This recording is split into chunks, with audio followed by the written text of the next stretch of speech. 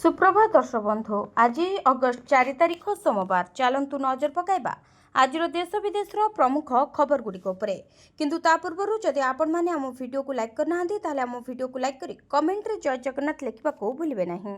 ओडिशा रे चली नारीहंता सरकार बलंगा घटना रे सरकार को घेरिला बीजेडी। बलंगा पीड़िता मृत्यु पर यह घटना को नहीं एबे सरकार को घेरिबा आरंभ करिछि बीजेडी। बीजेडीर नेता नेत्री सांबादिक सम्मेलन करने सहित यह प्रसंग में मोहन सरकार को टार्गेट करिसेंती। विरोधी दल मुख्य सचेतक प्रमिला मल्लिक यह घटना रे सीधा सीधा सरकार को तीर मारिबा सहित कहते जे बलंगा घटना को 15 दिन हेलाणी हेले सरकार की प्रशासन दोषी को धरि पारि नाहंती।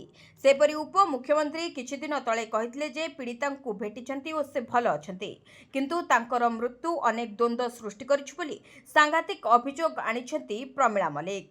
सेपरि बीजेडी नेत्री टुकुनी साहू कहचंती सुभद्रा पाई उप मुख्यमंत्री बाहाबा नेउछंती किंतु एठी महिलांक स्थिति कौन?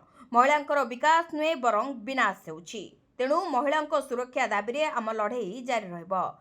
सेपरि बीजेडीर साधारण संपादिका लेखाश्री सामंत सिंहार एक घटना रे कहिथिले जे मासे 2 मास भितरे दुईटी घटना घटिगला। यह आत्महत्या नुहे बरं हत्या। ओडिशा रे नारीहंता सरकार चलीछि, पुलिस किछि करूनाही। जे दोषी को धरिबे नहीं सी सरकार रे रहिबा आवश्यक नहीं। ओडिशा रे माफिया स्टाइल रे शासन चलीछि। बलंगा पीड़िता मृत्यु घटना रे सरकार को घेरिला कांग्रेस। बलंगा पीड़िता मृत्यु पर एबे सरकार को घेरिछि कांग्रेस। सरकार को ऊपर बर्षिछंती कांग्रेस रो मुखपात्र कहले पीड़िता बयान बारंबार रेकर्ड करा जायछि। 6 दिन पूर्व उप मुख्यमंत्री प्रभाती परिणा मध्य से धीरे धीरे सुस्थ हेउथबा कथा कहितले। तेबे केमिति तांकर मृत्यु हैला एहा आत्महत्या नुहे बरं षडयंत्र करी हत्या करा जायतिबा सीधा सीधा आरोप लगाइछंती कांग्रेस। सेपरि कांग्रेस नेत्री कहचंती जे झियर बापा कहउचंती झियर मानसिक स्थिति ठीक नथला। अन्यपटे पुलिस कहउछि कहार संपृक्ति नाही। सरकार एही मामला को चापी देबाकू चाहुचंती। 7 दिन भितरे डीजी जदि मामलार संपृक्ति थिबा 3 अभियुक्तंकू न धरिबे ताले डीजी ऑफिस घेराव करिबो कांग्रेस। पुलिस रो हठात राति अधिया ट्वीट अनेक संदेह सृष्टि करुछि। आकाशरू निया पड़ी कौन पीड़िता मृत्यु हैला? पीड़िता स्टेटमेंट रो वीडियो रेकर्डिंग सामना को अणा जाऊ। सेपरि सरकार घंट न घोड़ाई अभियुक्तों को धरंतु बोली दाबी करिछि कांग्रेस। आईडी विस्फोरण रे रेलवे कर्मचारी मृत्यु सहायता घोषणा कले मुख्यमंत्री। आईडी विस्फोरण रे रेलवे कर्मचारी मृत्यु घटना रे सहायता घोषणा। सीएमआरएफ रु 10 लाख टंका सहायता घोषणा कले मुख्यमंत्री। कार्यरत कीमैन इटुआ ओराम को परिवार पाई सहायता घोषणा कले सरकार। दुख प्रकाश परिवार वर्गों प्रति समवेदना जणाइले मुख्यमंत्री। तेबे शहीद सप्ताह रे माओवादी बड़ धरणर हिंसा देखा मिलता। लैंडमाइन विस्फोरण रे उड़ाई रेलवे ट्रैक। विमलागढ़ सेक्शन करमपदा रेंजड़ा मझिरे विस्फोरण करथिले माओवादी। संपृक्त ट्रैक रे ट्रेन चलाचल प्रभावित होइथिला। तेबे रेलवे कर्मचारी मृत्यु घटना रे 10 लाख टंका सहायता घोषणा करछंती मुख्यमंत्री मोहन चरण माझी। विस्फोरण रे कीमैन इटुआ ओराम मृत्यु होइतिबा बेले आउ जणे रेलवे कर्मचारी गुरुतर आहत होइथिले। तेबे गुरुतरंकु एबे चिकित्सा पई राउरकेला स्थानांतर करा जायथिला। ओटीटी प्रश्नपत्र लीक मामला बोर्ड उप सभापति गिरफ। ओटीटी प्रश्नपत्र लीक मामला रे कार्यानुष्ठान धरा पड़िला असल दोषी। शेषरे प्रश्नपत्र लीक करिथिबा लोक क्राइम ब्रांच हाथ में धरा पड़िछि। से आउ केही नुहंती बरं बोर्ड उप सभापति निहार रंजन महांती। निहारंको लैपटॉप रु लीक होइथिला ओटीटी प्रश्नपत्र जाहाकु नै खोलताड़ करुथिला क्राइम ब्रांच। आउ अनेक परिश्रम पर शेषरे दोषी धरा पड़िला। प्रश्नपत्र लीक करिथिबा बोर्ड उप सभापति निहार रंजन महांती को गिरफ करिछि क्राइम ब्रांच। दुई थर जेरा परे निहार को क्राइम ब्रांच टीम बांधिथिला। सेपरि तांकर स्वास्थ्य परीक्षा परे तांकु कोर्ट चालान मध्य करा जायछि। दीर्घ 20 वर्ष कार्यरत थिले बोर्ड उप सभापति भाव में निहार रंजन महांती। तांको नेतृत्व रे समस्त बोर्ड परीक्षा मध्य अनुष्ठित होइथाय। तेबे एई ओटीटी प्रश्नपत्र लीक घटना रे तांकु आज गिरफ करा तेबे ओटीटी प्रश्नपत्र लीक मामला रे तांकु गिरफ करा जाई शेषरे कोर्ट चालान करा जायछि। टार्गेट रे राम मंदिर बोमारे उड़ाई देबाकू पाकिस्तान रो आसिला धमक। ଅଯୋଧ୍ୟା ରାମ ମନ୍ଦିରକୁ ବୋମାରେ ଉଡ଼ାଇ ଦେବାକୁ ଏକ ସାଂଘାତିକ ଧମକ ମିଳିଛି। ଏହି ଧମକ ସୋସିଆଲ ମିଡିଆ ଆପ୍ ଇନଷ୍ଟାଗ୍ରାମ ମାଧ୍ୟମରେ ମହାରାଷ୍ଟ୍ରର ବିଡ୍ ଜିଲ୍ଲାର ରହୁଥିବା ଜଣେ ଯୁବକଙ୍କୁ ଦିଆଯାଇଛି।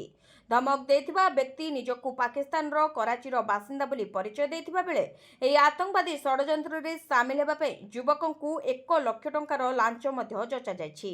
ଏହି ଘଟଣା ସାମ୍ନାକୁ ଆସିବା ପରେ ସୁରକ୍ଷା ଏଜେନ୍ସିମାନେ ସତର୍କ ହୋଇଯାଇଛନ୍ତି।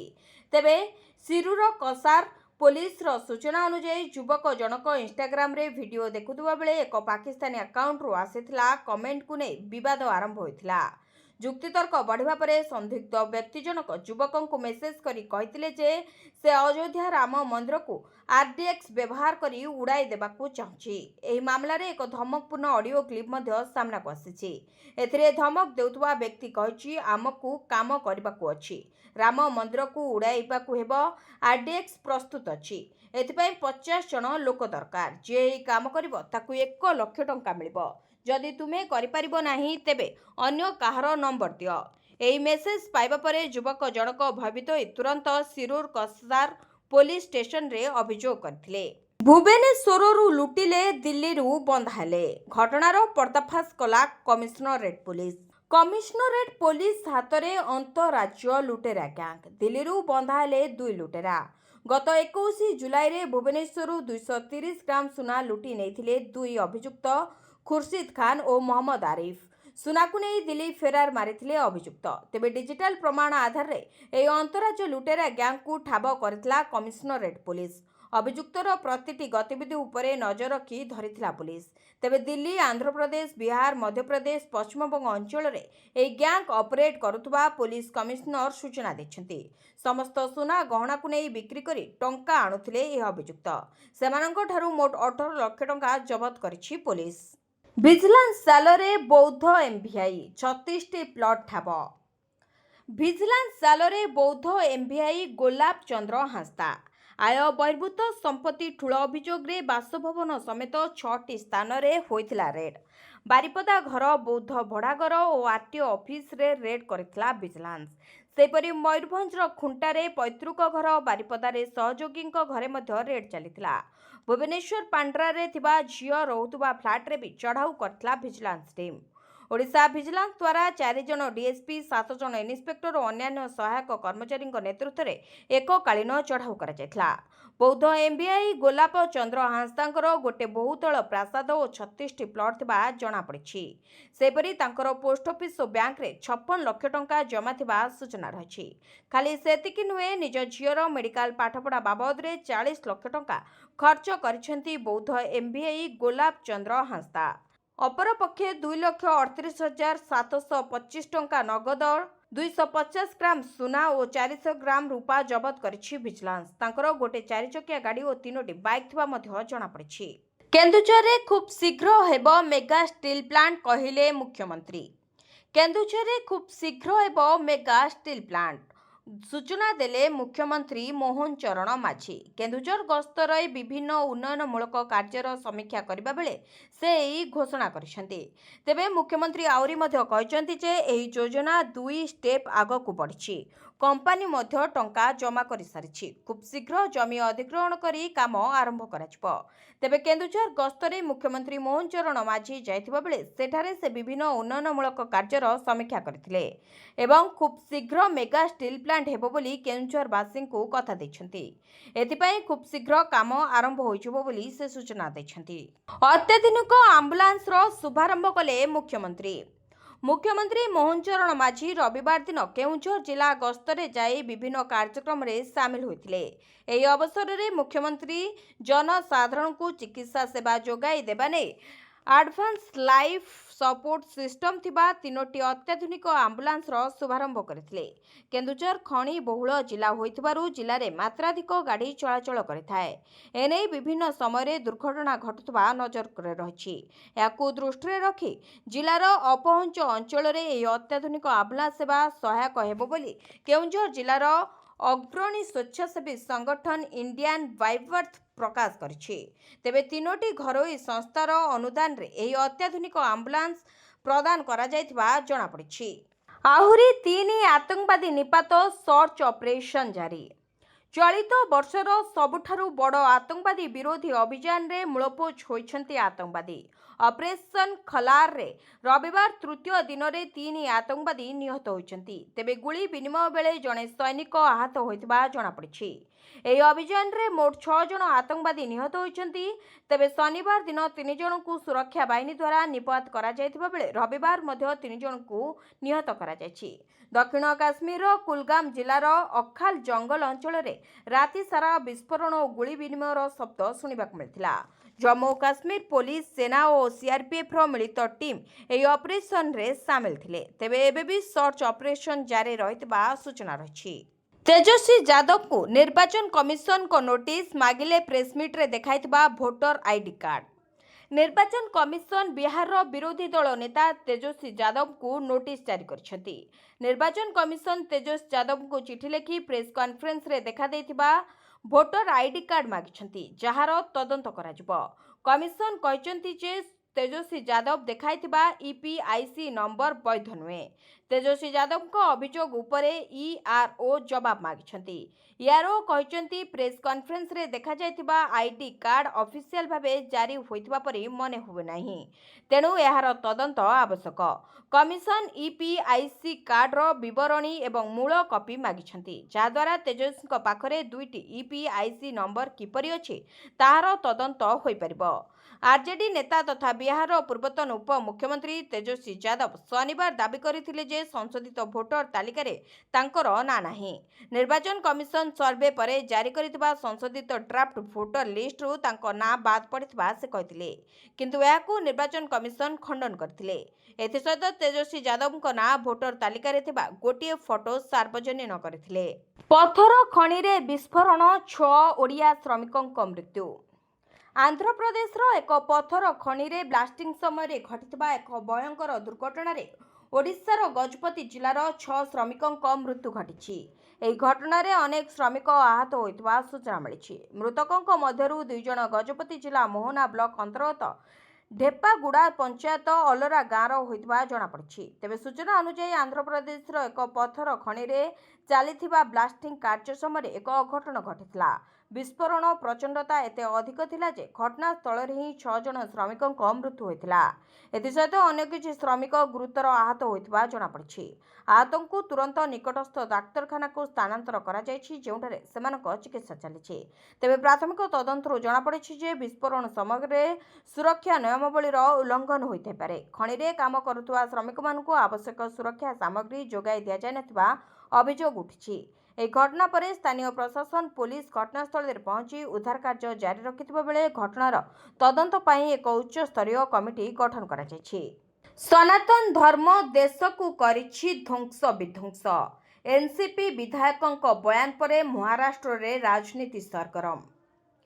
ଏନ୍ସିପି ଶରଦ ପାୱାର ଗୋଷ୍ଠୀର ବିଧାୟକଙ୍କ ବିବାଦୀୟ ବୟାନ। ଏନ୍ସିପି ଶରଦ ପାୱାର ଗୋଷ୍ଠୀର ବିଧାୟକ ଜିତେନ୍ଦ୍ର ଅୱଧ କହିଛନ୍ତି ଯେ ସନାତନ ଧର୍ମ ଭାରତକୁ ଧ୍ୱଂସ ବିଧ୍ୱଂସ କରିଦେଇଛି। ଏହା ଏକ ଧର୍ମ ନୁହେଁ, ବରଂ ସନାତନ ଧର୍ମର ଆଦର୍ଶ ବିକୃତ ଅଟେ। ଏହା ମହାରାଜା ଶିବାଜୀ ଓ ସମ୍ଭାଜୀ ମହାରାଜଙ୍କୁ ବଦନାମ କରିଛି। 4 ଥରର ବିଧାୟକ ଜିତେନ୍ଦ୍ର ଅୱଧଙ୍କ ଏଭଳି ବୟାନ ମହାରାଷ୍ଟ୍ର ରାଜନୀତିରେ ବର୍ତ୍ତମାନ ଝଡ଼ ସୃଷ୍ଟି କରିଛି। ଜିତେନ୍ଦ୍ର ଅୱଧ ଆହୁରି ମଧ୍ୟ କହିଛନ୍ତି ଯେ ସନାତନ ଧର୍ମର ଅନୁଗାମୀମାନେ ସମାଜ ସଂସ୍କାରକ ଜ୍ୟୋତିରାଓଙ୍କୁ ହତ୍ୟା କରିବା ପାଇଁ ଉଦ୍ୟମ କରିଥିଲେ ଏବଂ ସାବିତ୍ରୀବାଈ ଫୁଲେଙ୍କ ଉପରକୁ ଗୋବର ଫିଙ୍ଗି ଅପମାନିତ କରିଥିଲେ। ସନାତନ କେବେ ଏକ ଧର୍ମ ନଥିଲା। ସନାତନ ଧର୍ମର ଲୋକମାନେ ସାହୁ ମହାରାଜାଙ୍କୁ ହତ୍ୟା କରିବାକୁ ଷଡ଼ଯନ୍ତ୍ର କରିଥିଲେ। ତେବେ ଡକ୍ଟର ଭୀମରାଓ ଆମ୍ବେଦକରଙ୍କୁ ସ୍କୁଲ ଯିବାକୁ ଦିଆଯାଇନଥିଲା। ଆମ୍ବେଦକର ସନାତନ ଧର୍ମକୁ ବିରୋଧ କରି ମନସ୍ମୃତିକୁ ପୋଡ଼ି ଦେଇଥିଲେ। ଜିତେନ୍ଦ୍ର ଅୱଧଙ୍କ ପରି 2023ରେ ତାମିଲନାଡୁ ଉପମୁଖ୍ୟମନ୍ତ୍ରୀ ଉଦୟନିଧି ଷ୍ଟାଲିନ ମଧ୍ୟ ସନାତନ ଧର୍ମ ବିରୋଧରେ ମନ୍ତବ୍ୟ ଦେଇଥିଲେ। ତେବେ ମାମଲା ସୁପ୍ରିମକୋର୍ଟରେ ପହଞ୍ଚିଥିଲା ଓ ପରେ ପିଟିସନ ପ୍ରତ୍ୟାହାର କରାଯାଇଥିଲା। ମୟୂରଭଞ୍ଜରେ ନର୍ସିଂ ଛାତ୍ରୀଙ୍କ ଆତ୍ମହତ୍ୟା ଧମକ। 2 ବର୍ଷ ହେଲା ପରୀକ୍ଷା ଅନୁଷ୍ଠିତ ହେଉନି। ମୟୂରଭଞ୍ଜ ଜିଲ୍ଲାର ମହାରାଜା ଶ୍ରୀରାମଚନ୍ଦ୍ର ଭଞ୍ଜଦେବ ବିଶ୍ୱବିଦ୍ୟାଳୟ ଅଧୀନରେ ନର୍ସିଂ ଟେକ୍ନୋଲୋଜି ପାଠ୍ୟକ୍ରମରେ ଅଧ୍ୟୟନରତ ଛାତ୍ରୀମାନେ 2 ବର୍ଷ ଧରି ପରୀକ୍ଷା ଅନୁଷ୍ଠିତ ନ ହେବାରୁ ଗଭୀର ମାନସିକ ସଙ୍କଟରେ ଅଛନ୍ତି। ପରୀକ୍ଷା ଓ ସାର୍ଟିଫିକେଟ୍ ନ ମିଳିବା ଯୋଗୁଁ କ୍ୟାରିୟର ଅଟକି ରହିଥିବାରୁ ଛାତ୍ରୀମାନେ ଆତ୍ମହତ୍ୟା ବା ଆତ୍ମଦାହ ଧମକ ଦେଇଛନ୍ତି। ବାରିପଦାର ବିଭିନ୍ନ ନର୍ସିଂ କଲେଜରେ ମେଡିକାଲ ରେଡିଓଲୋଜି, ଲାବୋରେଟୋରୀ ଟେକ୍ନୋଲୋଜି ଓ ଅପ୍ଟୋମେଟ୍ରିରେ BSc ଅଧ୍ୟୟନରତ ଅଧିକାଂଶ ଛାତ୍ରୀ କହିଛନ୍ତି ଯେ 3 ବର୍ଷର ପାଠ୍ୟକ୍ରମ 2 ବର୍ଷ ପୂର୍ବେ ଶେଷ ହୋଇଥିଲେ ମଧ୍ୟ ପରୀକ୍ଷା ହୋଇନାହିଁ। ଏହା ଯୋଗୁଁ ସରକାରୀ ନିଯୁକ୍ତି ସୁଯୋଗ ହାତଛଡ଼ା ହେଉଛି। ଅଧିକାଂଶ ଛାତ୍ରୀ ବିଶ୍ୱବିଦ୍ୟାଳୟର ପରୀକ୍ଷା ନିୟନ୍ତ୍ରଣକୁ ଭେଟି ତୁରନ୍ତ ପରୀକ୍ଷା କିମ୍ବା ସାର୍ଟିଫିକେଟ୍ ପ୍ରଦାନ ପାଇଁ ଦାବି କରିଛନ୍ତି। ପରୀକ୍ଷା ନିୟନ୍ତ୍ରକ ସୁବ୍ରତ କୁମାର ରାଣା ଦୋଷ ସ୍ୱୀକାର କରି କହିଛନ୍ତି, ପ୍ରଶ୍ନପତ୍ର ପ୍ରସ୍ତୁତିରେ ଅସୁବିଧା ଓ ଅନୁବନ୍ଧିତ ମେଡିକାଲ କଲେଜରୁ ସହଯୋଗ ଅଭାବ ହେତୁ ବିଳମ୍ବ ହେଉଛି। ସେ ଆଗାମୀ 2 ମାସ ମଧ୍ୟରେ ପରୀକ୍ଷା ଅନୁଷ୍ଠିତର ପ୍ରତିଶ୍ରୁତି ଦେଇଛନ୍ତି, କିନ୍ତୁ ଛାତ୍ରୀମାନେ ଏହା ଉପରେ ସନ୍ଦେହ ପ୍ରକାଶ କରିଛନ୍ତି। ଓଡ଼ିଶାରେ ଆଗାମୀ 5 ଦିନ ପ୍ରବଳ ବର୍ଷା, IMD ଜାରି କଲା ଚେତାବନୀ। ଭାରତୀୟ ପାଣିପାଗ ବିଭାଗ ରାଜ୍ୟରେ ଆଗାମୀ 5 ଦିନ ଯାଏ ପ୍ରବଳ ବର୍ଷା ନେଇ ଚେତାବନୀ ଜାରି କରିଛି। ଅଗଷ୍ଟ 8 ତାରିଖ ପର୍ଯ୍ୟନ୍ତ ପ୍ରବଳ ବର୍ଷା, ଘଡ଼ଘଡ଼ି, ଝଡ଼ ପବନ ସହ ବିଜୁଳି ହେବାର ସମ୍ଭାବନା ଥିବା ନେଇ ୟେଲୋ ୱାର୍ଣ୍ଣିଂ ଜାରି କରାଯାଇଛି। ଏକ ମୌସୁମୀ ଅବପାତ ବଙ୍ଗୋପସାଗରର ଉତ୍ତର ପୂର୍ବ ଆଡ଼କୁ ଗତି କରୁଥିବାରୁ ଏହି ପାଗ ପୂର୍ବାନୁମାନ କରାଯାଇଛି। ତେବେ ସୋମବାର ଉତ୍ତର ଓଡ଼ିଶା, ଦକ୍ଷିଣ ଉପକୂଳ ଓଡ଼ିଶା ଏବଂ ଦକ୍ଷିଣ ଆଭ୍ୟନ୍ତରୀଣ ଓଡ଼ିଶାର କେତେକ ସ୍ଥାନରେ ହାଲୁକାରୁ ମଧ୍ୟମ ବର୍ଷା କିମ୍ବା ଘଡ଼ଘଡ଼ି ବର୍ଷା ହେବ ବୋଲି ସମ୍ଭାବନା ଅଛି। ବାଲେଶ୍ୱର, ଭଦ୍ରକ, ଯାଜପୁର, କେନ୍ଦ୍ରାପଡ଼ା, କଟକ, ଜଗତସିଂହପୁର, ସୁନ୍ଦରଗଡ଼, ଝାରସୁଗୁଡ଼ା, ବରଗଡ଼, ସମ୍ବଲପୁର, ଦେଓଗଡ଼, ଅନୁଗୁଳ, ଢେଙ୍କାନାଳ, କେନ୍ଦୁଝର, ମୟୂରଭଞ୍ଜ, ପୁରୀ, ଖୋର୍ଦ୍ଧା, ନୟାଗଡ଼, ଗଞ୍ଜାମ, ଗଜପତି, ରାୟଗଡ଼ା ଓ କୋରାପୁଟ ଜିଲ୍ଲାରେ ଘଡ଼ଘଡ଼ି ସହ ଝଡ଼ ବର୍ଷା, ପବନ ଓ ବିଜୁଳି ହେବାର ସମ୍ଭାବନା ଅଛି। ଜୟପୁର ମୁଖ୍ୟ ଡାକ୍ତରଖାନାରେ ଅଜବ ସ୍ଥିତି। ପିଜି ପରୀକ୍ଷା ପାଇଁ ଛୁଟିରେ 22 ଡାକ୍ତର। ଛୁଟିରେ ପଳାଇଲେ 22 ଡାକ୍ତର। ବିଶେଷଜ୍ଞଙ୍କ ଚିକିତ୍ସା ରୁମ୍ରେ ଏବେ ଝୁଲୁଛି ତାଲା। ରୋଗୀ ଆସୁଛନ୍ତି ଆଉ ତାଲା ପଡ଼ିଥିବା ଦେଖି ଫେରି ଯାଉଛନ୍ତି। କାରଣ ହେଉଛି ପିଜି ପରୀକ୍ଷା ପାଇଁ ଛୁଟିରେ ଚାଲି ଯାଇଛନ୍ତି 22 ଜଣ ଡାକ୍ତର। 1ରୁ 5 ତାରିଖ ଯାଏ ଅଲ୍ଟ୍ରାସାଉଣ୍ଡ ହୋଇପାରି ନାହିଁ ବୋଲି ବିଶେଷଜ୍ଞଙ୍କ ରୁମ୍ ଆଗରେ ନୋଟିସ୍ ବୋର୍ଡ ଲଗାଇ ଦିଆଯାଇଛି। ହାତଗଣନ୍ତି କେତେ ବରିଷ୍ଠ ଡାକ୍ତରଙ୍କ ଭରସାରେ ଏବେ ପୁରା ମେଡିକାଲ। ଶିଶୁ ବିଭାଗ ହେଉ କି ଅର୍ଥୋପେଡି ବିଭାଗ, ସ୍ତ୍ରୀ ଓ ପ୍ରସୂତି ବିଭାଗ, ଅଲ୍ଟ୍ରାସାଉଣ୍ଡ ଭଳି ଗୁରୁତ୍ୱପୂର୍ଣ୍ଣ ବିଭାଗରେ ଏବେ ତାଲା ପଡ଼ିଛି। ଜୟପୁର ମୁଖ୍ୟ ଡାକ୍ତରଖାନାରୁ ଆବଶ୍ୟକ 126 ଡାକ୍ତର, କିନ୍ତୁ ଅଛନ୍ତି 47 ଡାକ୍ତର। ଆଉ ଏହିଭଳି ସ୍ଥିତିରେ 22 ଜଣ ଡାକ୍ତର ଛୁଟିରେ ଯିବା ପରେ ମେଡିକାଲରେ ଘୋର ଅବ୍ୟବସ୍ଥା ଦେଖିବାକୁ ମିଳିଛି। ଏଭଳି ସ୍ତରରେ ମେଡିକାଲ କର୍ତ୍ତୃପକ୍ଷ ମିଡିଆ ସାମ୍ନାରେ ଅତି ହାଲକା ଉତ୍ତର ଦେଇଛନ୍ତି। ସେ କହିଛନ୍ତି, ଗୋଟିଏ ଦିନରେ ସାରା ଭାରତରେ ଏଭଳି ପରୀକ୍ଷା ହେଉଛି, ତେଣୁ ଏହାକୁ ଏଡ଼ାଇ ଦିଆଯାଇପାରିବ ନାହିଁ। ଏଭଳି ସ୍ଥିତିରେ ରୋଗୀ ହଇରାଣ ହେବା ସାର ହୋଇଛି। ଜୟପୁର ମୁଖ୍ୟ ଡାକ୍ତରଖାନାରୁ ପ୍ରତିଦିନ କୋରାପୁଟ ଜିଲ୍ଲାର ଶହ ଶହ ରୋଗୀ ଆସିଥାନ୍ତି। ଏଭଳି ସ୍ଥଳରେ ଡାକ୍ତର ନ ଥିବାରୁ ଭଗବାନ ଭରସାରେ ଆସୁଛନ୍ତି ରୋଗୀ ଓ ଚିକିତ୍ସା ନ ପାଇ ଫେରି ଯାଉଛନ୍ତି।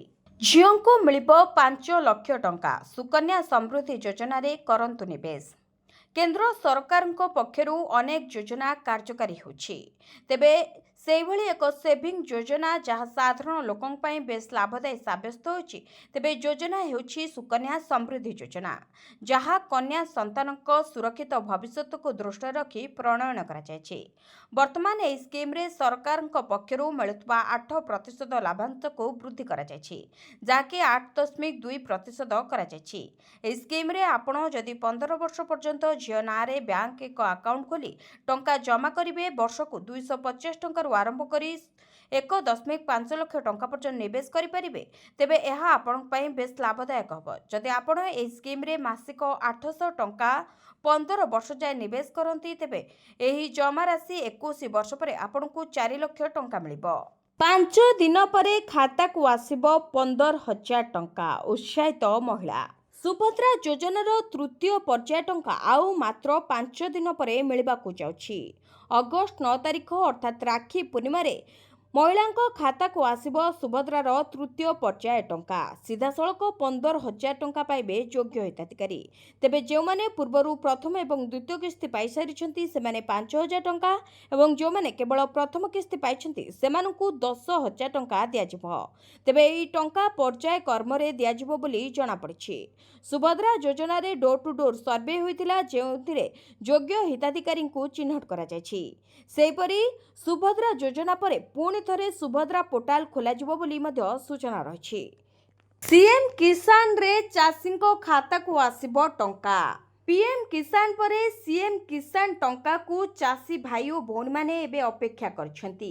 पीएम किसान रे चाषी को खाता को 2000 टंका आसीथिबा बेले एबे सीएम किसान टंका केबे आसीबो ताकू अपेक्षा करछंती लक्षाधिक चाषी।